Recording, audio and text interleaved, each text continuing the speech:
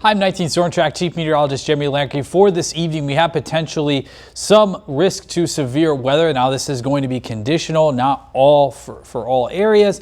And even so, we'll talk about its potential second round that may not come into fruition.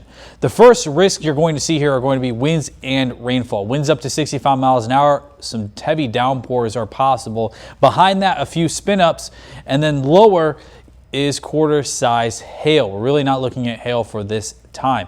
But what you'll notice here as we've been taking a look for this evening is no storms in the area, which is just not true. And so models are not doing a good job about taking current observations and equating it to what may happen over the next hour or two. So this is something to keep in mind when we go over the possibility for around late tonight between 9 to 10 p.m. because the storms that are in the evening now may interact with the atmosphere and change what will happen here late tonight, where we might see these storms dissipating.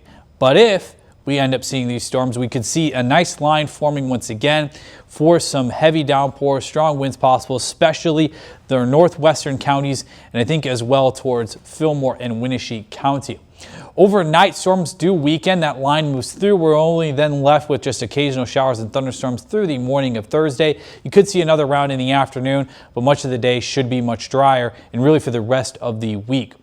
We take a look at rainfall accumulation, at least upwards of a ½ inch to 1.5 inches for our northern counties here, as that is where the heavy downpours are mainly located. For La Crosse, a ½ to 1 inch is possible. I think we're going to be more closer to a ½ inch, especially with questions still underlying here, that secondary round that we'll have to see if that ends up coming into play here for tonight. Something to be weather aware of. So 72 degrees for this evening. Those showers and thunderstorms are likely. And then at 84 for tomorrow. Chances for showers mainly in the morning. As we alluded to, you do have that possibility for some in the afternoon, but we should just be mostly cloudy and dry.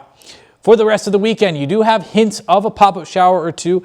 For example, Saturday morning, but it looks to be on the drier side of things here for the rest of the weekend. We'll warm back up into the 90s as we head into Sunday. So heat indices that are high levels are expected to continue here as we